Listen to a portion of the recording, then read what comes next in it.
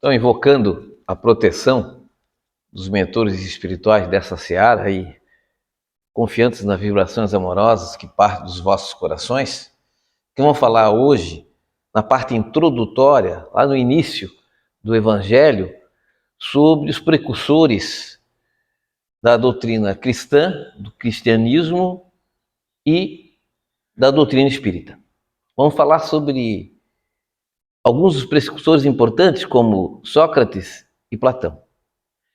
E a primeira questão que podemos nos fazer é: se Sócrates nasceu há 400 anos, Sócrates e Platão nasceram em Atenas há 400 anos antes de Cristo, como é que eles podem ser precursores, trazerem as ideias do cristianismo, que só vai ter 400 anos depois, com a vinda do Cristo? Ou mais de 2000 anos depois, com a vinda do Espiritismo? Porque os postulados trazidos por Sócrates através dos seus diálogos, da sua prélica, tem muito a ver na preparação, naquilo que a doutrina cristã vem trazer-nos, como o próprio doutrina espírita. Desde os princípios reencarnatórios, dos princípios da unidade de Deus, de um Deus único, da vida futura, que Sócrates vem e trabalha isso 400 anos antes de Cristo. E aí nós vemos que muitas coisas acontecem na nossa vida, não é por acaso. Que tudo na nossa vida tem seus momentos. O fruto não cai do pé sem estar maduro. Então há uma preparação, há uma necessidade. A nossa família, ela não é constituída por acaso. Nós nos preparamos na espiritualidade, nós vamos a um preparatório do nosso reencarne. Eu estar fazendo essa palestra daqui, você não faz uma palestra, eu cheguei agora aqui, vou fazer a palestra. Há uma preparação, há um trabalho para que eu pudesse chegar aqui com a responsabilidade de um palestrante e poder falar dentro da visão espírita. A doutrina espírita também, que nós aqui estamos agora hoje escutando uma palestra, nos traz o quê? O conhecimento. Mas eu conhecendo a doutrina espírita, como eu conheço, eu estudo a doutrina espírita desde criancinha. Eu fiz parte do primeiro grupo da infância da Federação Espírita Catarinense. Na década de 70, já faz assim há alguns anos. Então, conhecimento eu tenho. Então eu vou para o céu? Com esse conhecimento? Sou melhor que vocês que estão por estar aqui fazendo a palestra do que vocês estão aí sentados? Nem sendo espíritas? Tendo até uma outra religião, vindo aqui compreender um pouco a palestra? Não. Porque não basta conhecer. Tem que ter alguns passos. O segundo passo é meditar. Então eu conheci, eu tenho conhecimento. Começa a ver como é que minha vida eu estou fazendo dessa forma, não é bem assim que eu devo fazer. Só que ao meditar, eu vou me incomodar. Porque ali, ao estudar a doutrina, diz ali, uma das coisas fundamentais é fazer caridade. Mas eu quero fazer caridade? Começa a meditar. Será que eu vou dar o meu tempo para vir agora, numa quarta-feira chuvosa? Eu posso estar lá em casa, nas férias agora, no verão, tomando uma cerveja? O que, muitas vezes, a meditação, ou meditar, é entender que, olha, coisas que, para mim fazer isso, muitas vezes vai tirar do meu conforto. E muitas vezes o que acontece comigo? Não vou. Prefiro manter o meu conforto. Então eu conheci, ao meditar já parei o caminho aí. já parei para ir. Já não vou para frente, já parei na meditação. Agora não dá, mas daqui a 10 anos eu vou. Daqui a 3 anos eu vou lá. Daqui eu vou mudar daqui a 3 anos. Quem faz regime como eu, sabe bem disso como é que a gente faz, né? Início do ano a gente já está fazendo regime, né? Agora na segunda-feira. Enfim. Então a gente sabe. A gente medita. Mas muitas vezes, não vou, acho que prefiro ainda comer aquela costelinha do final de semana. Mas além da meditação, pronto, mas eu meditei, não sinto, acho que eu tenho que melhorar, eu vou fazer, tal. Mas basta a meditação? Não. Aí vou para um terceiro passo, que é sentir. O que é sentir? Eu entender mesmo, introjetar dentro de mim, pô, eu tenho que mudar. Eu tenho que me melhorar. Eu já conheci, já tive o conhecimento da doutrina. Eu meditei dos problemas, de como eu tenho que fazer ou deixar de fazer. Saí dessa inércia, senti a necessidade dentro de mim que eu tenho que modificar. Suficiente? Ainda não. Por quê? Porque eu não vivi. Eu não vivenciei. Então eu tenho que conhecer a doutrina espírita. Entendê-la, os seus prós, os contras, aquilo que eu vou ter que... Olha, não vai ser uma coisa fácil. Porque todos nós queremos ser Jesus, né? Todos nós queremos ser aquele cantor que está na televisão aparecendo. Aí eu gosto de cantar. Eu queria ser aquele cantor. Mas não queremos passar o que o cara passou. Às vezes cantava numa churrascaria lá, os caras nem dando bola para ele, ou às vezes terminando, jogava ovo na cara, para poder ter uma oportunidade. Então muita gente vê a pessoa, é fácil. Queria ser que nem eles. Queria ser que nem os apóstolos de Jesus. Mas você sabia que os apóstolos de Jesus sofreram e sofreram bastante? A gente lê o livro Paulo e Estevão. Alguém já leu aqui o livro Paulo e Estevão? É uma obra maravilhosa. Eu acho que quem puder ler, leia. Nós temos, acho que lá na SET, lá, se os nossos queridos irmãos idosos lá da SET quiserem ler. Paulo e Estevão conta a história de Paulo, que embora não seja ele o apóstolo, mas é considerado o apóstolo dos gentios.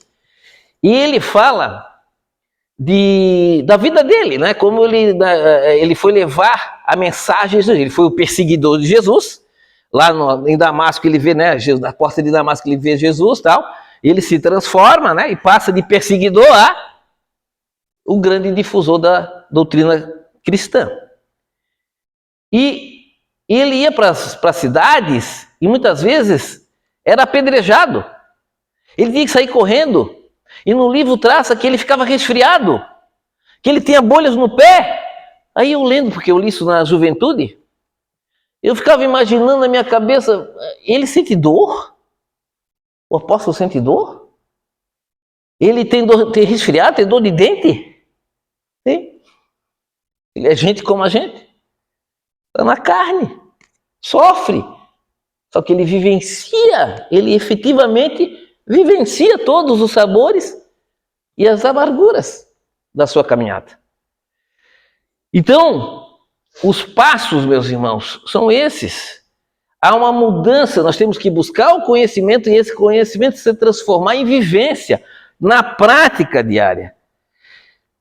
E esse conhecimento, como nós vamos verificar em Sócrates e Platão, 400 anos antes de Cristo, 2000 anos antes de próprio Jesus, nessa figura de Sócrates e Platão, e aí nós vamos verificar que Sócrates, que nasceu em 469 e vem a falecer tomando uma cicuta em virtude de que foi condenado em 399, ele traz, né, a sua mensagem voltada a esses princípios que Jesus depois vai traçar, e a própria doutrina espírita, como já falei, da unidade de Deus, Deus único, dentro de um povo que era politeísta, o povo grego. na visão da vida futura, né? E aí Sócrates busca traçar esse paralelo naquela época, trazendo a sua mensagem. Depois Platão vem a publicar, né, os diálogos de Sócrates, e aí nos traz para a humanidade a visão de Sócrates sobre toda a sua vida, e que tem uma referência tão importante, que por isso que no capítulo de introdução do Evangelho segundo o Espiritismo traz exatamente o resumo da visão socrática e o seu paralelo com a questão da doutrina espírita. Nós vamos entender que Sócrates, meus irmãos, como sabemos, é o pai, né, da filosofia ocidental. Ele traz, exatamente através dos seus questionamentos, das suas ideias, a reflexão. Qual é a frase mais conhecida de Sócrates? Alguém lembra? Vamos lembrar lá no tempo de história? Só sei que tudo sei? Só sei que nada sei. E essa visão, o do só sei que nada sei, quanto mais tu sabe sobre um assunto, mais dúvidas você vai tendo. Quanto mais você vai penetrando no conhecimento, mais perguntas você faz. Quando você tem uma palestra que você não entende nada, chega aqui, o palestrante fala, você não faz nenhuma pergunta, o que o palestrante tem que saber? Que ninguém entendeu nada. Só vai saber se a palestra foi boa se as pessoas vão lá e perguntam. Tem curiosidade, querem saber.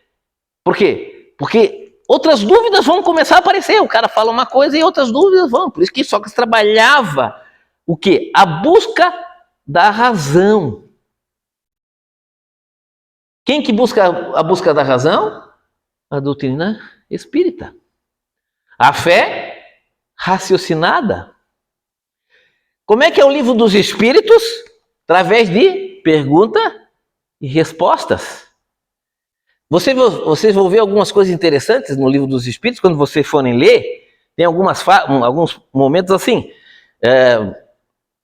Allan Kardec pergunta alguma coisa e o Espírito responde. E Kardec, numa segunda pergunta, tenta contradizer, ou tenta pegar o Espírito, né, com uma outra pergunta, e o Espírito já o dissemos, e aí explica novamente o aspecto, né, sabendo de onde que Kardec foi, porque Kardec buscava para ver se o Espírito realmente tinha o conhecimento, através do próprio questionamento. Então, por isso que nós temos a parte filosófica da doutrina espírita no livro dos Espíritos e a parte moral no Evangelho. Nós vamos ver também nessa parte introdutória que fala o seguinte sobre Sócrates e Platão, né, e a sua importância. As grandes ideias não surgem nunca subitamente. As que têm por base a verdade têm sempre os seus precursores, que lhe preparam parcialmente o caminho. Depois, quando os tempos são chegados, Deus envia um homem com uma missão de resumir, coordenar e completar esses elementos, espaços, e formar-lhes o corpo. Deste modo, a ideia, não chegando bruscamente, encontra espíritos plenamente dispostos a aceitá-la. Assim ocorreu com as ideias de Cristo, a ideia cristã, que foi pressentida vários séculos antes de Jesus e dos essênios, e da qual Sócrates e Platão foram os principais precursores. O próprio Jesus, ele nasceu entre quem? Entre os romanos? Quem era o poder na época do nascimento de Jesus? Quem mandava no mundo na época de Jesus? Os romanos. Vamos voltar para a época da história. Os romanos eram o centro do poder. E o centro do poder cultural, qual era? Grécia. E Jesus nasceu aonde? Na Grécia? Nasceu na Roma? Na Galileia, entre os judeus pastores. ignorantes, abro aspas, né? Pessoas simples. É lá que ele nasceu. E na Galileia, que era ainda mais simples, era o povo mais simples entre os judeus. Por que ele nasceu lá? Nada acontece por acaso. A nossa família não é por acaso. Nada é por acaso. E nós vamos verificar, meus irmãos, a humildade. Nós vamos verificar que o povo judeu tinha uma coisa diferente da maioria dos povos da época. Qual é? Qual era o grande bem que tinha o povo judeu daquela época? Do Deus único, do monoteísmo. Então já tinha uma preparação, já tinha quem? Moisés, que trouxe o quê? O germe da moral cristã, que é os 10 mandamentos. Então tu tinhas aqui uma preparação, uma estrutura para que Jesus pudesse trazer a sua mensagem. Mas ele foi perseguido, ele foi colocado na cruz, mas ele levou a mensagem para muitos. E esses muitos foram levando. E a doutrina espírita, por que surge como terceira revelação? Jesus, ele também, como Sócrates, não deixou nada por escrito. Foram os seus apóstolos que depois, posteriormente, né, escreveram os seus evangelhos. Escreveram em que língua? Alguém sabe? Não escreveram em aramaico. Ou siríaco, como diria a língua de Jesus, né, que também é do aramaico. Jesus falou em aramaico ou siríaco, mas foi escrito em grego. Do grego passou para onde a Bíblia? A Bíblia foi escrita em que língua? Latim. E do latim passou para várias outras línguas. Se alguém aqui conhece um pouco de línguas, vai verificar. Se eu pego um texto em português e faço uma tradução para o inglês e peço para ela pegar essa tradução em inglês e passar para o português e pego os dois textos, vão estar diferentes. Por causa da interpretação. Por isso Jesus busca falar através de parábolas para transformar a sua fala através do exemplo em morredora. E aí diz que virá o Consolador prometido, que vai dizer tudo que ele falou e muito mais. E aí vem a doutrina espírita em que século? Século XIX, o século XVIII, o século das luzes, começa a ciência a evoluir, a trazer. Kardec nasce no século das luzes, e aí vai o conhecimento da doutrina em 1857, publicação do Livro dos Espíritos, dentro já de uma fé raciocinada, numa época em que você tinha de um lado a igreja, fé cega, e do outro lado, eu já acabei com o teu microfone aqui, não, nosso. E do outro lado, a ciência, o materialismo, o positivismo. Nós temos a fé cega e a negação completa. E aí surge a doutrina espírita dizendo, olha, fé sim, mas raciocinada com ciência. É a busca da vara, que quando eu pego a vara e deixo assim, quando eu largo a vara, ela vai para onde? Para o centro? Até entrar no equilíbrio.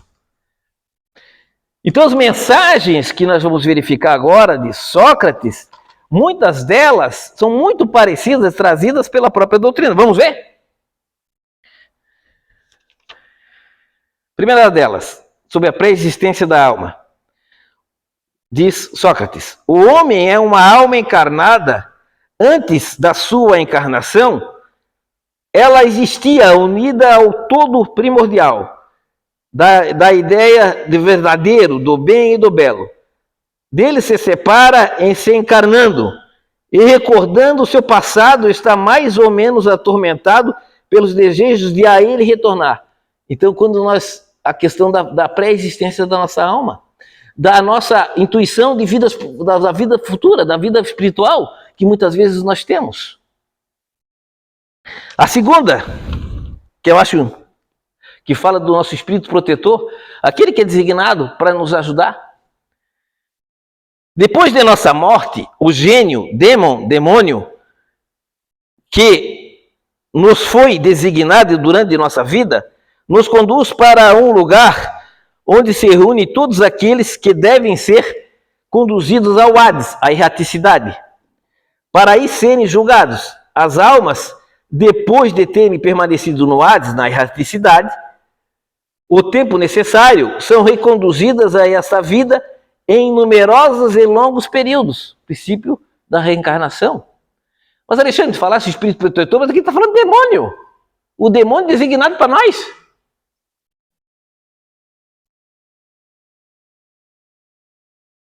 A palavra espírito, em grego, como é que é? É demônio. Então, por isso, quando fala que nós, da doutrina espírita, não acreditamos no demônio, porque o demônio é uma figura criada no sentido do mal eterno. Okay? Ele decaiu e está lá no inferno, no mal eterno. E nós não acreditamos. Nós acreditamos que todos somos destinados à luz. Uns vão mais cedo, outros mais tarde. Depende de quem? De mim? Depende de cada um de nós. Depende se tu é espírita? Não. Depende se é protestante? Não. Depende das nossas ações, da caridade, daquilo que nós praticamos no nosso dia a dia. Depende das nossas ações, da nossa prática. Por isso que eu digo, das nossas ações, a nossa vivência. E aí, quando nós vamos verificar aqui, ele fala desse espírito protetor, do espírito do demônio protetor, que nós, quando encarnamos, meus irmãos, nós temos uma preparação na espiritualidade. Por isso que eu digo, a nossa família não é por acaso. Eu estou num ambiente familiar, não é por acaso. Eu estar fazendo uma palestra e ter minha vida direcionada à parte doutrinária, da doutrina, não é por acaso. É claro que não está lá programado que no dia de hoje, dia 4 de janeiro, estaria aqui o Centro Espírita Irmão Erasto fazendo uma palestra. Também não há uma preparação nesse nível. Mas a preparação de que eu estaria me trabalhando, a minha melhora, a minha forma de poder ajudar ao estudar a doutrina e fazer a divulgação, com certeza. Né? As nossas ações dentro do trabalho, a espiritualidade não se oportuniza. Muitas vezes a gente vai para o caminho errado. A gente vai, caminho certo, depois a gente desvia, e a espiritualidade, o nosso espírito protetor, ele busca, Alexandre, volta. E muitas vezes nós não escutamos ele. Fica que nem aqui o caso ali, ó, daquele cantinho, jogado lá naquele canto. Né? O cara tentando falar, mas né? A espiritualidade sempre vai buscar nos ajudar. Eu sempre conto até essa história rapidamente. Sou casado já de 25 anos, 26 anos. E quando eu conheci a minha esposa, a gente começou um namoro assim, e ficou uma coisa mal entendida. E eu fui dormir já entendendo que não ia continuar o namoro. E ao dormir eu vi que não, talvez eu tenha entendido errado, tenha compreendido, aí eu acordo com a questão de conversar com ela. Aí, ao conversar e abrir o meu coração, a gente se entendeu. Estamos casados aí há 25, 26 anos. Eu poderia ter entendido aquilo e ter feito a ruptura. Olha que interessante. Mas com certeza, não tenho dúvida alguma, a espiritualidade me fez baixa o orgulho. Porque tem aquela coisa do orgulho, da vaidade da gente. Baixa. Entende que talvez o outro tenha pensado diferente. Vai escutar. Escute. E muitas vezes a gente escuta e às vezes não. O nosso orgulho é maior do que nós. E aí, depende do nosso livre-arbítrio. Ainda, se a alma, vejam que interessante, bem visão espírita. Se a alma é imaterial, depois desta vida, ela deve seguir para um mundo igualmente invisível e imaterial, da mesma forma que o corpo, em se decompondo, retorna à matéria. Importa somente distinguir bem a alma pura, da pessoa pura, verdadeiramente pura, né, e imaterial, que nutre como Deus de ciência e pensamentos da alma mais ou menos manchada pelas impurezas materiais que impedem de se elevar até o divino e as retém nos lugares de sua morada terrestre. Está falando do que aqui? Daqueles livros que a gente lê no Evangelho?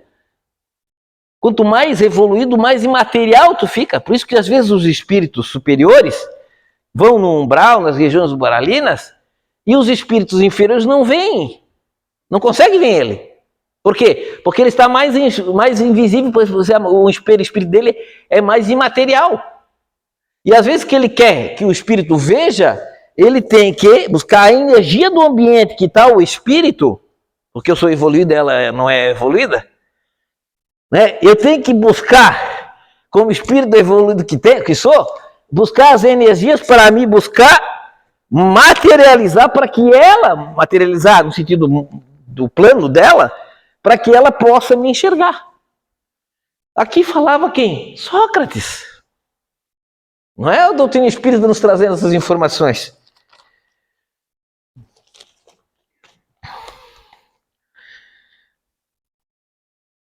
Pelos frutos, olha Sócrates, é pelos frutos que se conhece a árvore. Desculpa, não é esse o termo. Não é isso aí. É pelos frutos que se conhece a árvore. É preciso qualificar cada ação segundo o que ela produz. Chamá-la má quando dela provém do mal. Boa quando dela nasce o bem. Essa máxima a gente vai escutar onde? Nas obras de Jesus. No Evangelho, é pelos frutos que se reconhece a árvore. No Evangelho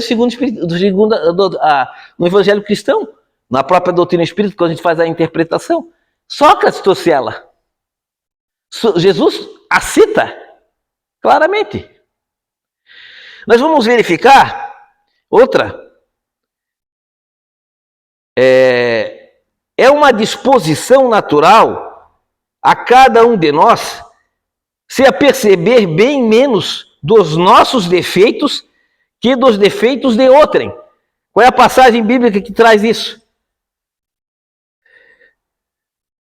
É melhor, mais fácil olhar o defeito do outro do que olhar o nosso. O largueiro que está no nosso olho, a gente não enxerga. Uma trave desse tamanho, mas a gente vê o pequeno defeito do outro. Sócrates traz isso. Vejam que interessante, essas ideias, elas são lançadas, elas são apresentadas. Seus médicos fracassam na maioria. Olha que interessante a questão da cura, da passe, da energia.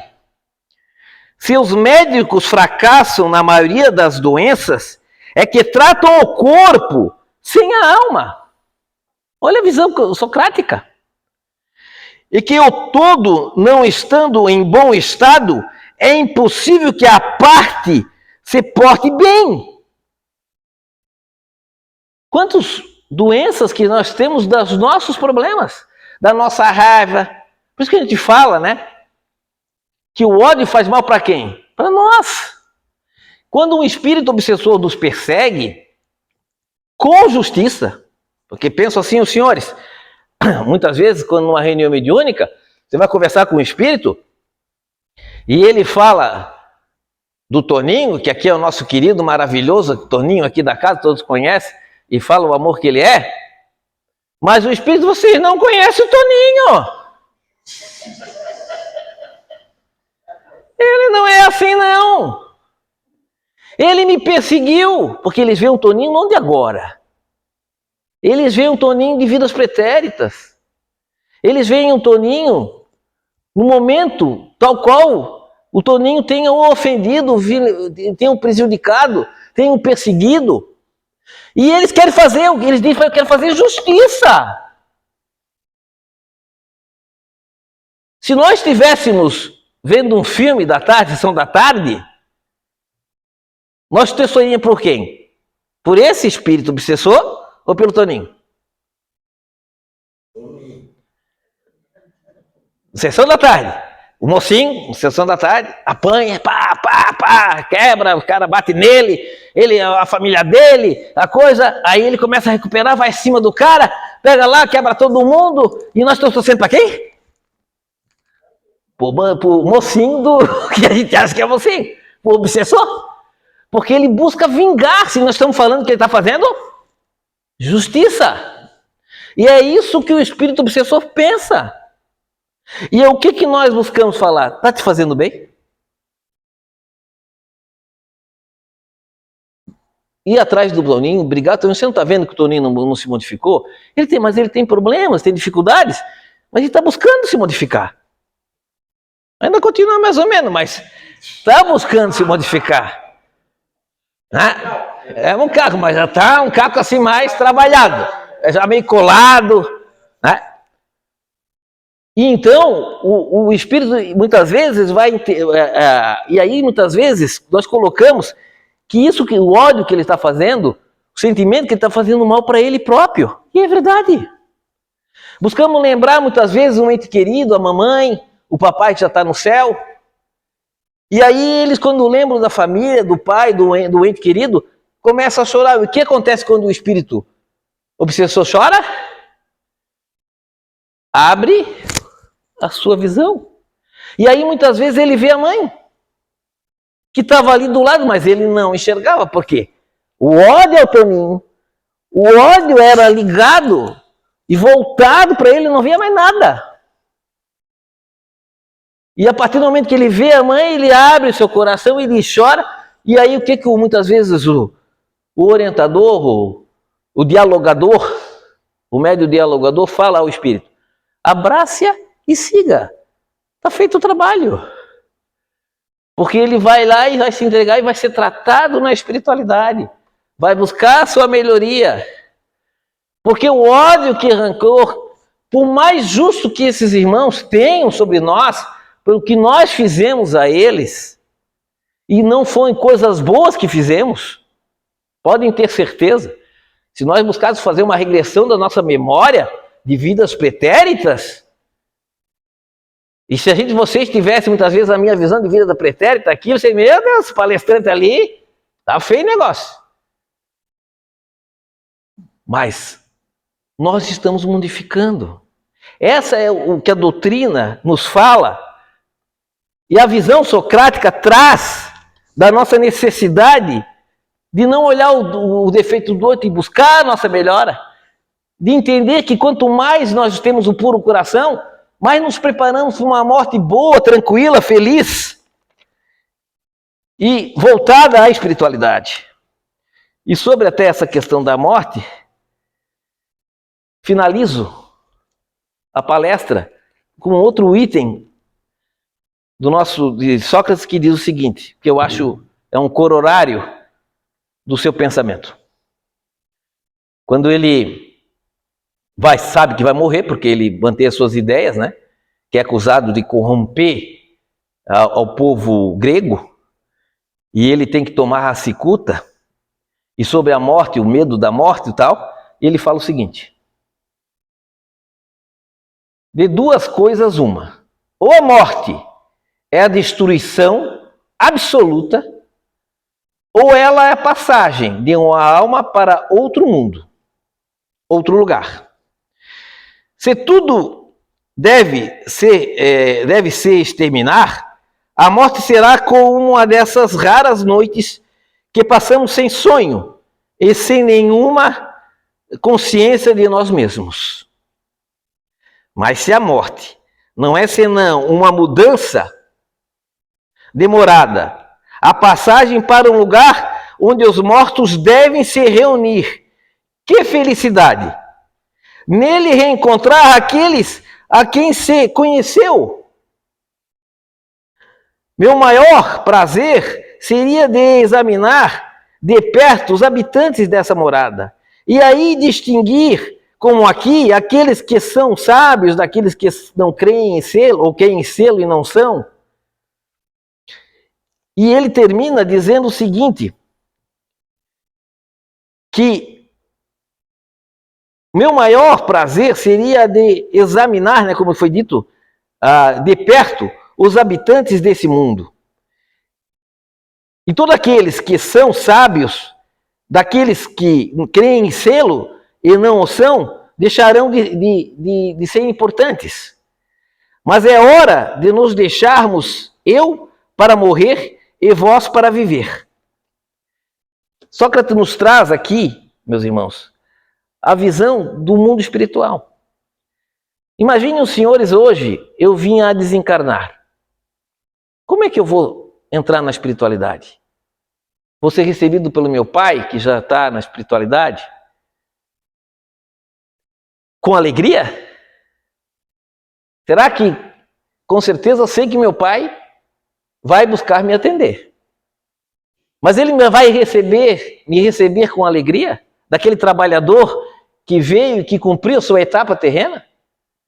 Os meus entes queridos que já se foram, vão me receber com a satisfação para nos mostrar o mundo novo que está lá? Ou vão me receber com tristeza, porque eu deixei de fazer o que deveria ter feito? Vamos receber com preocupações, porque eu não consegui cumprir com o mínimo que eu tinha me comprometido, mesmo com a ajuda do Carlos, como meu espírito protetor. E depende de quem, meus irmãos, eu ser recebido pelo meu pai com alegria, com satisfação, com os meus entes queridos, como meu tio Alexandre, já também desencarnado, de estar lá na espiritualidade, ser recebido por eles, pelo meu avô, com a alegria. O que depende disso?